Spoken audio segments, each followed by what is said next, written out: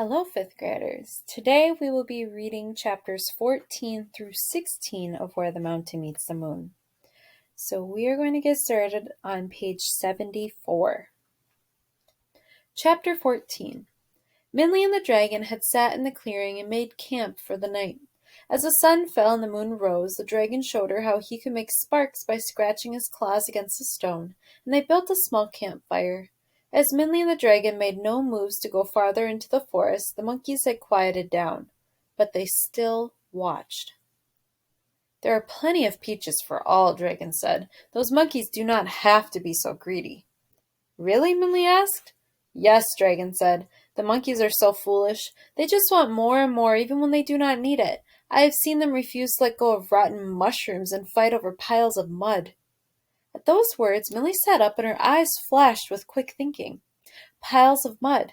Suddenly, Minley remembered the two children fighting over their piles of mud as she had left her village. Instead of going inside for dinner, the children had clung to their pretend dishes of dirt. They were so foolish. Could the monkeys be that foolish? They were too selfish for trading or bribes, but maybe they were so greedy that they could be foolish enough to be tricked? Maybe if "I'm going to make rice," Minley said abruptly. "Oh," the dragon said, "you must be hungry. Too bad we cannot get you some peaches." "It's not for me," Minley said, and she smiled mysteriously. "It's for the monkeys." "The monkeys," Dragon said. "Why? If you mean it as a gift or as a way to bribe them, it will not work. They will take it and eat it, but they still will not let you through." "That is what I'm expecting," Minley said, and she filled her pot with water and uncooked rice. She was bursting to tell Dragon her idea, but wasn't sure how much the monkeys understood of their words. She looked at him with sparkling eyes, but he only stared back blankly. "You are," the dragon said. "I do not understand." "Don't worry," Minley said, and with her eagerness she felt like the water she was boiling. "I think I know how we can pass the monkeys." The dragon watched as Minley stirred the big pot of rice. Through the rising steam, he could see the beady eyes of all the monkeys glittering through the branches like hundreds of diamonds, as they watched as well. "The monkeys are watching," he whispered to Minley. "Good," she whispered back. "I hope they are."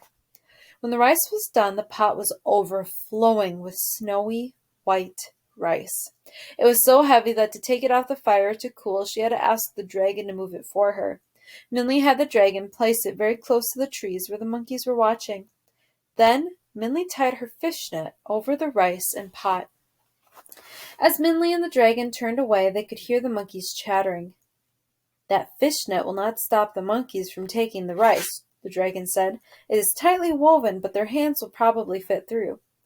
"I know," Minley said as she put out the fire. "Let's pretend that we think the rice is safe and we are letting it cool." Though puzzled, the dragon nodded. They placed themselves a far distance away from the rice, yet still within sight, put out the fire, and pretended to go to sleep. But Minley could not help peeking. Though she tried to lie still, she was filled with excitement. Would her plan work? Would the monkeys take the rice? In the bright light of the moon, the monkeys glanced slyly at them and stole over to the rice. The dragon was right. Just as he'd said, the fishnet could not keep the monkeys from the rice. Their slender hands slid through the holes of the fishnet and each grabbed two big fistfuls of rice. But as the monkeys tried to carry the rice away, the net caught them. The holes in the net were large enough for their empty hands to fit through, but not large enough for their full fists. The monkeys screamed and pulled, and Minley and the dragon no longer pretended to be asleep.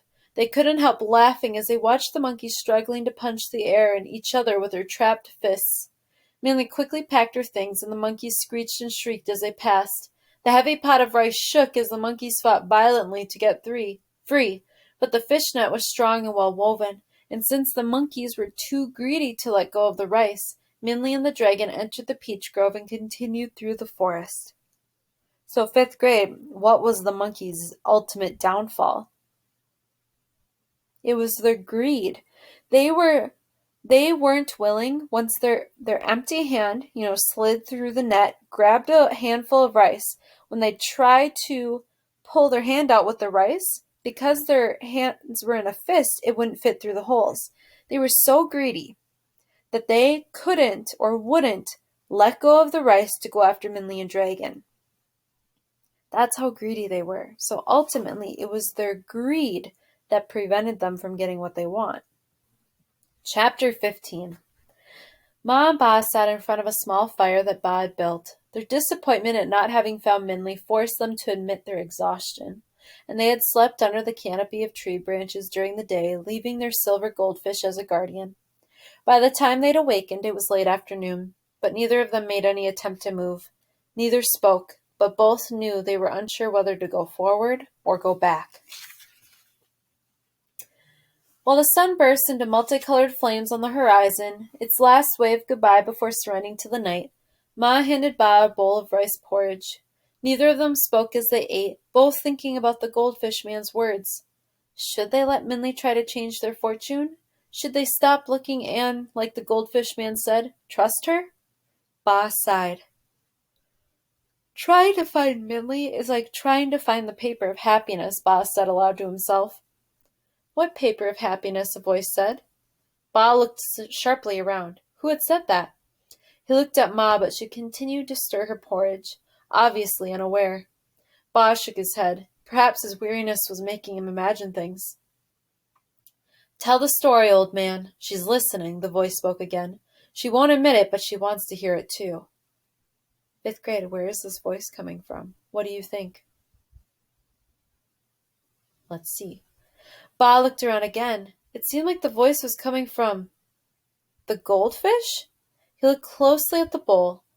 Was it the firelight that made it glow like that? The fish stared back at him calmly, as if waiting. So Ba took a deep breath and began the story. The story of the paper of happiness. Once, a long, long time ago, a family grew famous for their happiness. It seemed odd that this would happen, but they were truly an unusual household. Even though aunts and uncles, cousins and grandchildren lived together, there was never a cross word or unhappy noise. All were polite and thoughtful to each other. Even the chickens did not fight each other for feed. It was said even the babies were born smiling. Stories of their happiness spread like seeds in the wind, sprouting and blooming everywhere, until finally even young Magistrate Tiger heard of them. Even though he had just begun his position, this was before his son was born, the bellowing, roaring magistrate was already called Magistrate Tiger. Impossible, he scoffed. The stories are exaggerated. No family can be that happy. But even so, he was curious and sent an emissary to the family to observe. The emissary returned awed. Your Magnificence, it is just as the stories say, he said. I observed the family for a full moon, and not one sad or angry word was even whispered. The adults are loving and faithful. The children are gracious and respectful, and all honor the grandfather with an esteem that rivals the gods. Even the dogs do not bark, but wait patiently to be fed. The family circle is one of complete harmony. That's impossible, the magistrate said, astonished. But as he thought about it, the more he began to wonder. What was the secret that the family had? They must have some magical charm or hidden knowledge. And this began to irritate him. He began to convey the family's happiness. I am the magistrate, he thought. If there is a secret to happiness, I should have it. So he called his emissary to him and presented him with an empty, heavily encrusted chest and a company of soldiers. Return to the family, Magistrate Tiger ordered, and tell them that I want the secret of their happiness put in this box. If they do not do so, have the soldiers destroy their home. The emissary did as he was told. When the troop of soldiers surrounded the house, the family looked fearful. But when the magistrate's demand was announced, the grandfather smiled. That is easy enough, he said, and he had the trunk brought into the house and returned in moments. It is done. I put the secret of our happiness inside the box, he said, and you may take it. We hope it serves our magistrate well. The emissary was slightly surprised at the ease of his task, but could find no objection, so he turned the soldiers and the box around and began to travel back to the palace. The emissary knew the magistrate would be impatient for his return, so the soldiers marched through the night, with only the light of the moon to guide them. The treasure box, lying on a platform carried by 4 men, seemed to glow. However, as the ground grew rocky and steep, a sudden wind blew. like the mountain itself was yawning. One of the soldiers stumbled in the rising dust, and the box crashed to the ground. The lid of the box flew off, and, like a freed butterfly, a single sheet of paper fluttered out. "Get it!" the emissary shouted at the soldiers. "Don't lose the secret!" But despite his yells, the paper seemed to be able to escape the soldiers' flailing arms. One soldier almost caught it, his very fingertips touching the page, but another sudden wind burst through the air and stole it away. Silently, the emissary and the soldiers watched the paper lift higher and higher in the night sky until it overlapped the moon and disappeared. The emissary had no choice but to return to the palace with an empty box. As he relayed the story, Magistrate Tiger, not surprisingly, was enraged. "You lost it? It was a paper?" the magistrate roared. "What was on it?" "Your Magnificence," the emissary trembled, "as I felt the secret was for your eyes only, I did not read the paper before it was lost. However, as it was in the air, all I could see that there was a single line of words on it." "What did the line say?" the magistrate demanded. "I don't know, Magistrate," the emissary said, "but there was one soldier who almost caught it and was closest to it. Perhaps he was able to read the line." So the soldier was called in, and very humbly did he bow. He was little more than a boy, and had only recently joined the magistrate's army from a small, poor, far-away village. "You," the magistrate said, "you were the only soldier close enough to the paper to read the line. What did it say?" The boy flushed, and his head touched the floor as he bowed again. "Great Magistrate, I am your poor servant," he said. "I was close enough to see the line on the page. However, I cannot read. I do not know what the line said." Magistrate Tiger scowled with irritation, and the emissary and the soldier shivered. I did notice something," the soldier said. "What?" the magistrate demanded. "There was only one character on the page," the soldier said. "The line was one word written over and over again many times." "One word?" the magistrate snarled, and his anger seemed to burn deep in his eyes. "One word is the secret to happiness? It was a trick! The family must have thought they could deceive me. Emissary, gather all of my troops. I personally will get the secret of happiness and punish that family of lowly dogs." So, the next day, with Magistrate Tiger and his entire army prepared for destruction, the emissary led the way to the home of the happy family. But when they arrived, nothing was there. No house, no chickens or sheep, no family. Instead, there was only a flat plain, as if the whole home had been scooped from the earth. Magistrate Tiger scowled at the blank ground with rage and vowed to punish the family for their disrespect. But while he glared, the wind blew and covered him with a grayish-green dust. As he stood like a green-powdered statue, he felt as if the sky were laughing at him. "So I think Minley, like the secret word in the paper of happiness," Ba said, "is not meant to be found." He glanced at Ma, and while she did not meet his gaze, she made no objection either. "And tomorrow," Ba continued gently, "we should return and wait for her to come home." Again Ma said nothing, but barely, perhaps only because he was looking for it, she nodded. Ba nodded back at her and quietly took some rice and dropped it into the fishbowl. Now, fifth grade, before we read our next and final chapter for today, I want you to think about, on the paper of happiness, there was a line that was just one word repeated over and over and over again. What do you think was that one word that is the key to happiness, and why do you think that would be the key to happiness?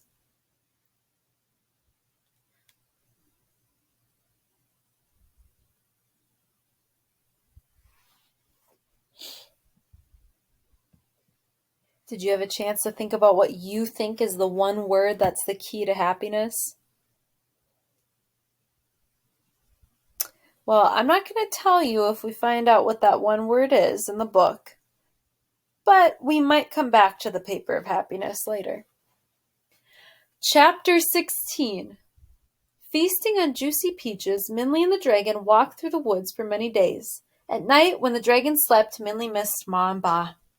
"But this is for our fortune, so they don't have to work so hard anymore," Minley told herself when she thought about the worry they must have been feeling. When I get back, Pa can rest, and Ma will never have to sigh again. They'll see." But the lonely moon never seemed to gaze comfortably down at her. One day Minley and the dragon came upon a body of water. In the distance they saw the woods continue. As the compass pointed across the water, the dragon swam the inlet with Minley riding his back. "How far do we go before we get to Neverending Mountain?" the dragon asked. "Well," Minley said slowly, "the fish said to go west until I reach the city of bright moonlight. Once there, I'm supposed to find the guardian of the city." "The guardian," dragon said. "Who is that?" "I'm not sure," Minley said. "The king of the city, I guess. Once I find him, I'm supposed to ask for the borrowed line, which, according to the fish, is something I'll need for Neverending Mountain." "The borrowed line?" the dragon asked. "What is that?" "I don't know," Minley said. "The fish didn't tell me." "You did not ask?" The dragon almost stopped swimming in surprise. "I didn't want to delay her," Minley said. "She was in a rush." The dragon shook his head and opened his mouth to say something when they both heard a strange sound next to them in the water. "Aunt Jin, Aunt Jin!" a voice said. "Is it you? You came back like you said." Dragon and Minley looked in the water and saw a large orange fish with a black fin swimming next to them. It looked a lot like Minley's goldfish, but larger. "I think you have us mixed up with someone else," Minley said to the fish. "I was speaking to the dragon," the fish said, "but you must not be Aunt Jin either." "Well," the dragon looked down at the fish with a wry smile, "either one of us would be a very strange relative to you, fish. Why did you think I was your aunt?"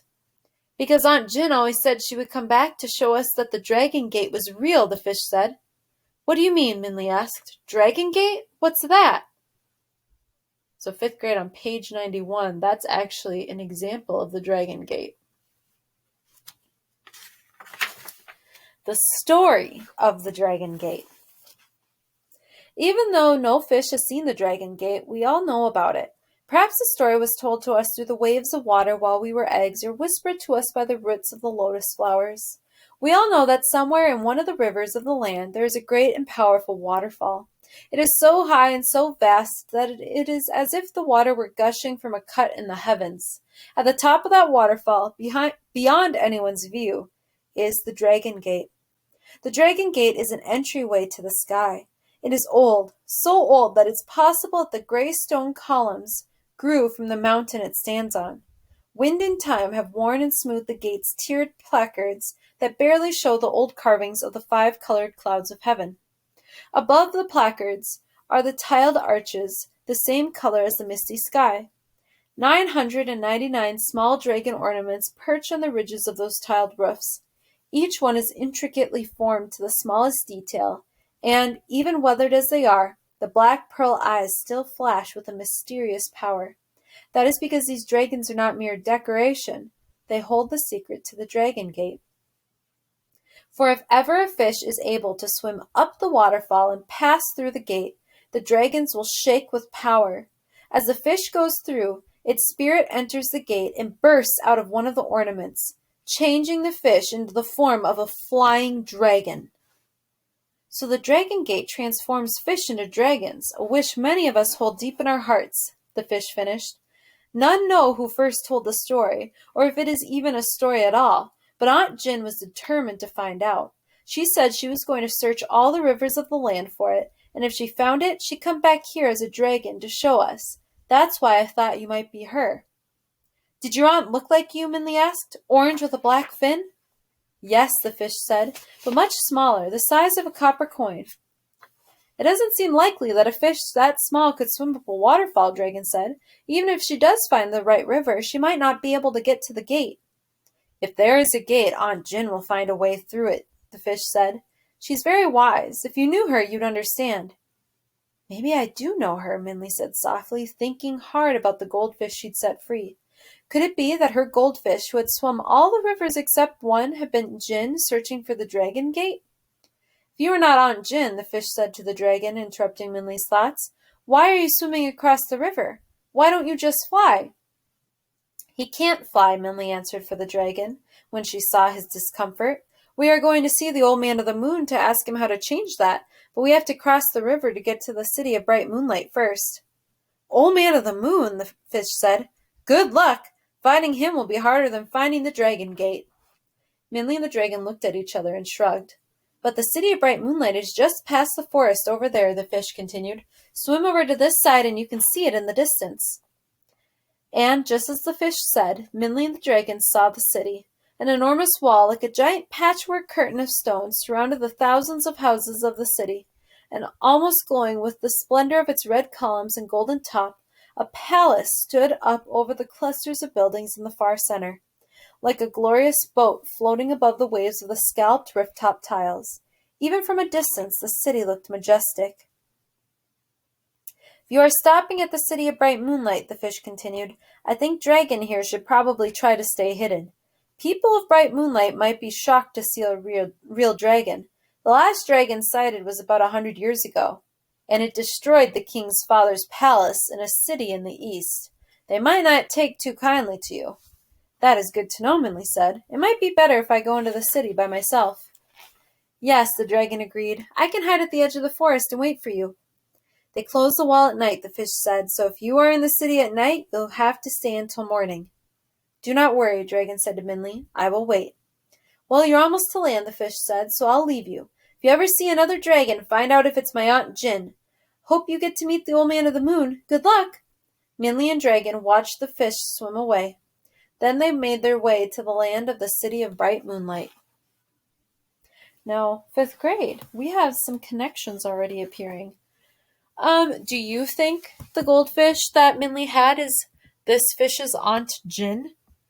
Do you think perhaps Minley's goldfish is searching for the dragon gate, and that's why she was swimming every single river?